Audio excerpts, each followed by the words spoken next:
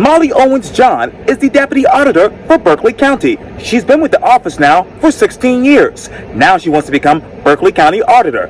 I talk one-on-one with Molly for this edition of Quintin's Close-Ups. And if you haven't already, subscribe to my YouTube channel and like Quintin's Close-Ups on Facebook. Molly Owens-John, welcome to Quintin's Close-Ups. Thank you so much for having me. Oh, I appreciate it greatly. Needless to say, you are the Deputy Auditor for Berkeley County, and I know that you have been in that position now working for that particular office now for the past 16 years, and I know that you obviously supervise, I guess, a staff of 15, but now you want to become the next Berkeley County Auditor. So tell me, Ms. Molly. Yes, I do. Oh, yeah, exactly right. So tell me, Ms. Molly, why Berkeley County Auditor? Why now? So, becoming the auditor, I can tell you that was not my dream to start off with. However, I began the auditor's office right out of high school as a temporary job until I could figure out what to do with my life. And then I fell in love with it. I fell in love with helping the taxpayers, and I love it. I absolutely love it, and I think that the taxpayers deserve somebody who is knowledgeable, experienced in that position, and whenever the next auditor comes in, there would be no transition or having to learn anything because I already know it. Absolutely. In those 16 and a half years that you've been at the at the Berkeley County Auditor's Office, what is the biggest difference about the office? What do you mean, what's the biggest difference? What is the biggest difference about the office? What has changed in the past 16 years, in other words? Okay, so, Berkeley County has grown tremendously. And we've had to be able to get to all of the taxpayers with quick and ease. So we've had to implement the accessibility for you to go on our website to get a lot of information about our office. We have also an email address that we conduct business through email instead of having to come directly to our office for those folks that don't live close to Moncks Corner, because our only office location is Moncks Corner, and Berkeley County is large. Yes. So let me ask you this. With the county obviously growing, and if you become auditor, would you actually go to county council and say, hey, can we open up satellite offices in other parts of the county? So that has been something that I definitely want to look into doing, and would definitely be an item on my list of to-dos is to do that. Because, going all online and having accessibility for online, that doesn't necessarily reach all of the taxpayers of Berkeley County because a lot don't have computers and they're not set up for tech savvy. So I would like to have a centralized satellite office. That's all within budget, though, so that would have to go through council. Right. And today makes 12 years since doing Quintin's Close-Ups, so I'm learning a whole lot about politics and all that stuff. But yes, ideally, Ms. Molly, how many people would you want to have in these centralized satellite offices around the county? So currently, right now, we have a staff of 14. And Berkeley County is in Moncks Corner would be our main location. I would have to have someone in there who can do at least, vehicles, watercraft, homestead application, veterans. So we would need probably about at least 4 employees in each location. Along with, you also have to take into consideration that we'd have to have a treasurer's office as well. Sure. In the satellite office, so that would be something that the treasurer's office would have to implement and request for budget as well. What else as far as the budget, Ms. Molly, what else do you want to request with the budget when it comes to the auditor's office right now? So we are actually already in the process of trying to update our software. Sure. We are already in the process of working with our IT department to come up with a system that will allow for you to either get your tax bill electronically, or you can sign up for notifications. So, hey, you have a tax bill that's out here, it's due within a couple of days. etc. So we are trying to implement that already. That's already in process, and that's something that's very important to me. Like I said, I want to be able to reach all of the taxpayers of Berkeley County at their convenience. Absolutely. And so far, how many people have actually advocated for having e-bills versus, I guess, paper bills? So it's more of the new age folks who, let everything get drafted out of their account, or, they don't want paper. They don't check their mailbox. They want it to go to their email. Oh. So it's a lot of the new age. And then we have our senior citizens and our folks that they just love to come in and interact with us. And we absolutely love that. That is our job, and we love it. Oh, absolutely. Absolutely. Speaking of which, what are your office's strengths, weaknesses, opportunities, and threats? Our strengths are, we are very personable. We absolutely love our taxpayers, and our taxpayers come first. So being able to be at a convenience for the taxpayer and being able to sit with the taxpayer and go over everything so that they understand it. That is one of our major strengths. We all work together as a team. My office is a family. It's my family away from my home. And all of our girls are cross-trained. So if one's out or we have an excessive line, then they're all able to jump in and help out where is needed. Our weaknesses, I would have to say, a little bit is trying to get a little bit more modernized. But that is something that we are working on. And what were the other two? Yeah, what exactly? Okay, when it comes to the growth of Berkeley County and your office, what exactly are those threats to your office? I don't think we really have any threats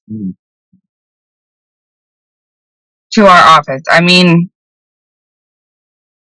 we all work together for a streamlined process. We all have to work with state departments and follow South Carolina laws and regulations from South Carolina Department of Revenue. We have to work with many different departments. We have to work with county council. We have to work with everybody because we have to be a team in order to serve efficiently. And I wonder, and everybody so far works together, so there is no threat. No, not at all. Not in Berkeley County, of course not. But let me ask you this: what has become the most complicated as far as billing for your offices? Is it personal or obviously real property? So personal property, we're pretty good on that. Real property, how that goes is, so your assessor, which is currently my opposition, they assess the value of your real property, and they also do the applications for your 4% legal residence. We do the billing part. We're the middleman. Right. They assess the values of your real estate. They approve whether or not you're approved for 4%. And then once they have all that data and the information, then they send it all to us for billing. And then your treasurer collects the payments. Right. Yes, ma'am. Talk to me, Ms. Molly, about what's more complicated as far as billing for your office. Is it real property or personal property right now? So right now, real property is a big struggle because, you're doing over 130,000 tax bills for Berkeley County alone, just for real property. And we are the middleman in the auditor's office. So the assessor assesses the value of your property and approves the 4% legal residence and your agriculture, etc. And then once they've assigned those values and percentages, then they send it over to our department for billing. So that part of the job is a little difficult because they have more access to information than we do. We have to bill according to what they say. And then personal property, we are trying to go with a new tax software. However, that software is far from ready. They actually went live with Georgetown County. Oh, yeah. And Georgetown County had several issues mailing out their real estate tax notices. They had to mail them out late because the program wasn't ready. They had to extend the due date.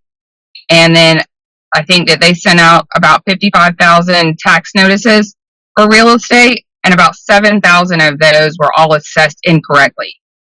Therefore, when we go to this new software, I'm not going to say, okay, let's do it without it being completely a streamlined process. Our taxpayers shouldn't have to feel the burden of going to a new software. They shouldn't even notice that we've gone to a new software. Along with Dorchester County, they worked with them for 7 years, and only went live with Watercraft. Had so many issues on the Watercraft side that in January of this year, they decided, nope, we're going to cut our losses and we're going to go back to our previous program. So I care about my taxpayers, and I'm not willing to release something that is not ready. And then you have your personal property. That's just kind of a breeze to us because that's what we do every day, whether it's by email and office interaction or records that we receive from the DMV. So that process is simplified. Yes, ma'am. When you talk about obviously the assessor's office and the values that they obviously calculate and send to you all as far as bills, where do you see the values trending next with the growth that's coming to Berkeley County? So this year is reassessment year. Yeah. And the way the growth is in the economy, I do see that property values are going to increase. So I highly, highly suggest that when Berkeley County residents receive their reassessment notice, look into it, pay attention to it, and if you've got to appeal it, make sure you do it before that deadline. Now, how many of those particular notices have you sent out to taxpayers? So the assessor's office actually does those mailings for the reassessment notices, and I believe that they're going to go out the week of or week after the election. Okay. June the 11th. June 11th. Wow. And Ms. Molly, I know obviously personal property and real property have become a big issue in your office. Yes. With that complication, your office ended up refunding how much for real and personal property? To be honest with you, I don't have that number right offhand. Okay. So once you get approved for the 4% legal residence after the tax bills go out in October, we range anywhere between right when the bills go out and the assessor's office is still doing the 4% applications. Yeah. Right off, as soon as we open the books up, we normally do about anywhere from 200 to 300 change requests a week. Yeah. And that can result in rebills or refunds. And then your mortgage companies, especially if you have an escrow account, right? They start sending in those payments November, December-ish. So once we start receiving those payments, or the treasurer's office receives those payments, we have to start doing refunds for all of those. So, I mean, just think of the number, and per Mr. Baggett, I think they did over 15,000 4% applications. Think about that. That's where your change orders to rebill and also your refunds. That's where that 15,000 is going. Yeah. And as a disclaimer, I reached out to Mr. Baggett for an interview. He told me he's going to take a rain check and hopes to do an interview with me after the June primary. But I know you don't have the number right now, Ms. Molly, for the refunds. But on average, how many rebills do you all have to send out because of some of the errors and whatnot? So, again, with those changes, they range anywhere from right when the bills go out is when the flood comes in. So that's generally about 200 to 300 a week. Wow. As far as rebills. Now, once we start receiving the payments in November, December area, that number still kind of stays within that 200 to 300 records that we have to change. Now, still to this day, I can tell you that when the tax books opened in October 1st of 2023, and up until today's current date, we have processed 14,000 change requests. That includes rebills and refunds. Right. Whoa. Jeez. and I wanted to talk to you because this leads me to my next question. But and as you know, as everybody else knows, a lot of people are moving to Berkeley County. How many people have moved to this county since 2022?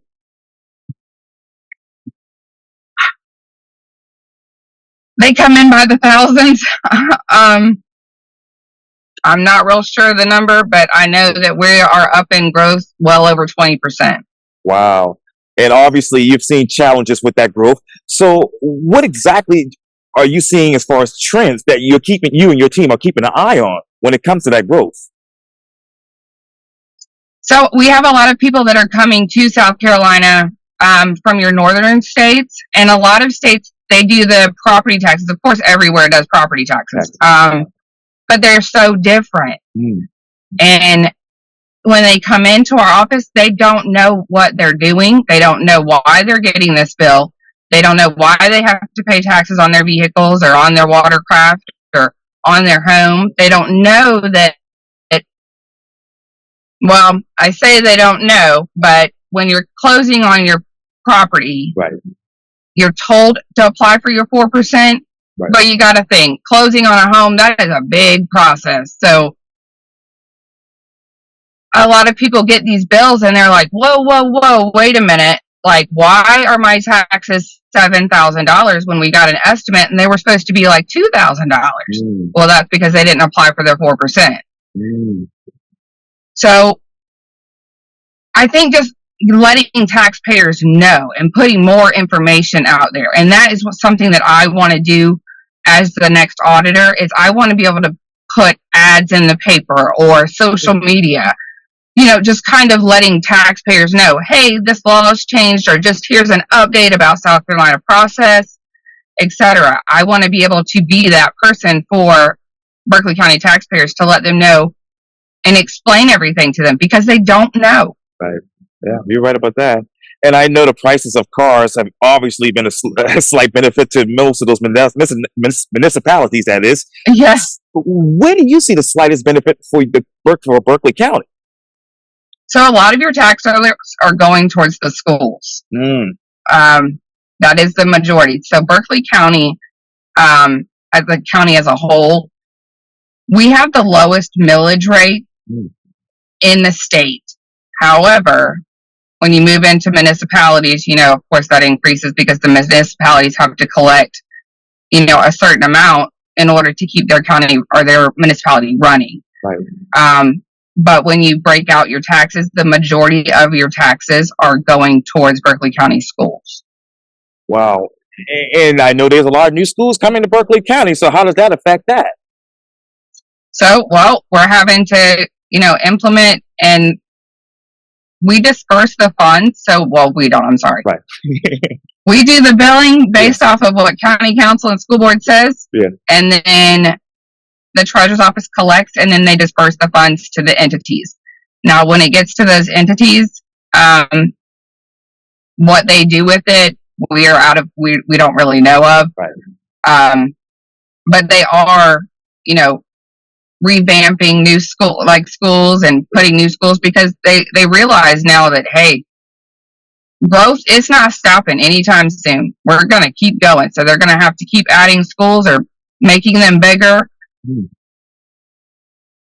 Wow. Well, that brings me to my next question because I want to take it, today is Friday. So let's do a flashback Friday, if you will. How many buildings do you say from 2001 that were occupied that have just now been added to the tax rolls? All right, tell me that one again. Yes, ma'am. Say, for instance, buildings in Berkeley County, such as schools and whatnot. Say if a school was built in, say, 2010, how many of those buildings have been actually added to the county's tax rolls just now? Well, they've all been, on the tax rolls. All real property is on the tax rolls. If there's a building on it, that's being taxed. And I know, obviously, as you know, growth, as you just mentioned, is coming to Berkeley County rapidly, and that comes with, obviously, construction. So how's that construction boom actually impacting the area's tax roll? Well, it's not really doing anything to the tax rolls because, people still have their personal property. They have their real property. They're still having to pay those taxes. I do know that with the construction and going to county council meetings, a lot of the construction is affecting businesses. So that is a problem. But you also have to take into consideration that employment, getting workers to get out there to do the jobs is a real big struggle these days. Wow. And I want to get back to that in just a second, but I know obviously a lot of new buildings, as you know, are actually paying for the growth and allowing municipalities not to raise taxes. So what have you all been, how does that affect Berkeley County right now? All right, tell me that one again. Oh, no worries. I know a lot of new buildings are popping up and actually are paying for the growth and allowing municipalities not to raise taxes. So from a Berkeley County standpoint, how do you approach that next? I'm not sure on that one. Just because we do, like I said, we bill based off of municipalities. So the municipality and county council, they come up with the millage rate, or council comes up with the Berkeley County millage rate, and then you have your municipalities that add into theirs. So the municipalities, they have to come up with their plan of action as far as, okay, well, we're building this and we're doing this and we have to do this. So then that comes into play when they're doing their millage rate assessments. Okay, well, let me ask you this then. What is the current reassessment base? So we cannot go above 15%. But again, that's going to be your assessor's office. So I really wouldn't honestly know because they put the numbers in and we bill. Yes, ma'am. Well, let me ask you this then. What is the current tax base for Berkeley County?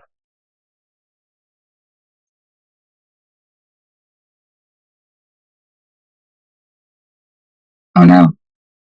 Oh, did I lose you? No, I'm getting another call. I'm sorry. No worries. No worries. I can wrap it up. Yeah. Well, tell me this. No, you're good. You're fine. No. Okay. I know that. Let me ask you this. What new value has gone up, obviously, because of new houses coming into Berkeley County? What new value? Yes, ma'am. Has gone on, let's say, on the books because of new homes coming into Berkeley County.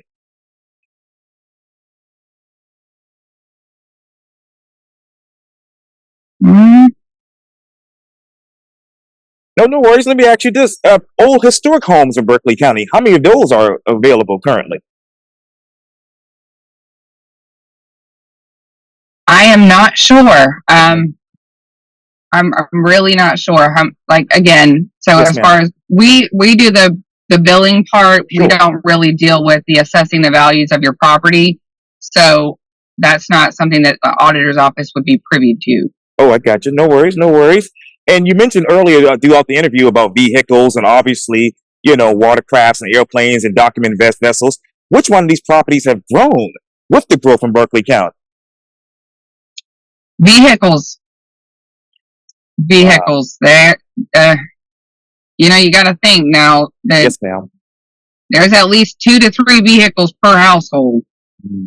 And when people are moving in, they're bringing those vehicles with them, and that has grown substantially. Our business personal property, that is a constant growth as well, because there are constantly businesses coming to Berkeley County. Wow. So that's increased quite a bit. Yes, absolutely. Yeah, that's happening every day. So how many of those people have actually, how many of those bills that you all have to send out as far as Berkeley business personal property? Excuse me.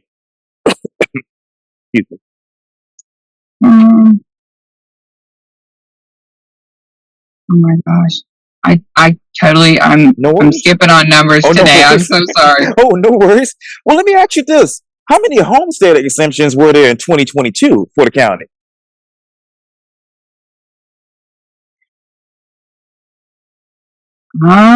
Let's see.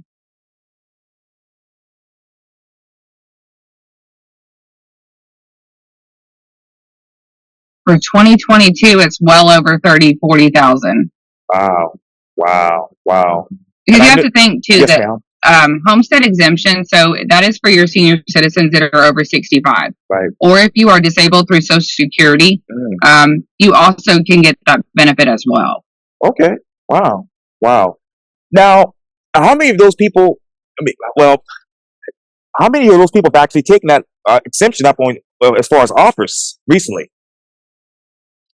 So we actually just released another news article, and we released it on social media and in the newspapers. And I do believe that we released it on the news as well. Sure.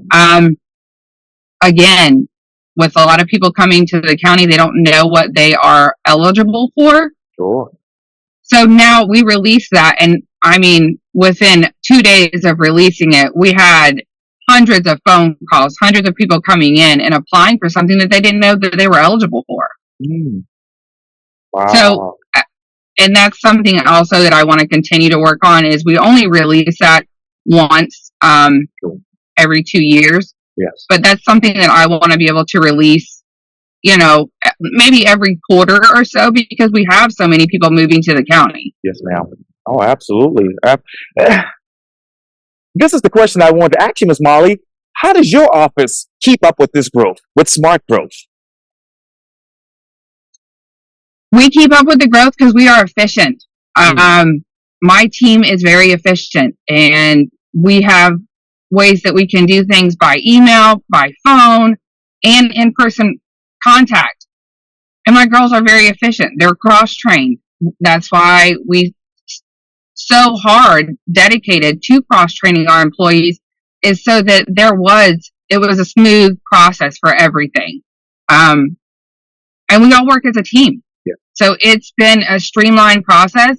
Yes, some days our line might be longer than the other. However, we're dealing with those taxpayers and getting everything done as fast as we can, with efficiency and quality work. Along with,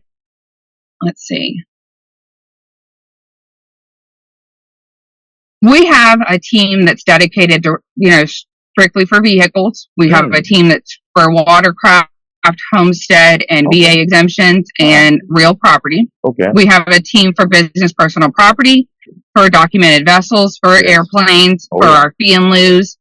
We have a team set up that, that's what they major in our office, but they're all able to get out and help the taxpayers with anything that they need. And also, you can get through to my office. My phones are never on Do Not Disturb. We have a voicemail. And if you leave me a message or you send an email, you are going to be responded to within 24 hours, but it's usually same day as long as it's business hours. Yes, ma'am. That's good to hear. That's really good to hear. And one last question for you, Ms. Molly. With that new software that you all want to bring online, how long will that take for you all to get, as far as training on? Honestly, that could be a little time consuming. We've been in several meetings with this new software. Yes. And in every meeting we see a law break, or there's something missing out of that program. So we're back to the drawing board. Wow. They are hoping, after the fiscal year, to start doing some more training in the actual program itself. Right. And it will just be for watercraft. Because that is our smallest revenue right now, is watercraft. So with that being said, how long that this process could really take is, we don't know. Yikes. Yeah, I understand that. Yeah. And Georgetown County, I believe that they are only live with real estate, which clearly is a problem. And I think that they're starting in watercraft. They have not yet even attempted vehicles. Nor Dorchester County. Dorchester didn't even start with real estate. They only got on watercraft. And backed out. Wow. So with that being said, we are not going to say, okay, we're done. We're going to switch over to this system right away without knowing firsthand that that program is ready and that my employees are trained for that program. Wow. Berkeley County Deputy Auditor, Molly Owens-John. John, thank you for your time. And again, welcome to Quintin's Close-Ups. Thank you so much for having me. Oh, you're welcome. You're welcome.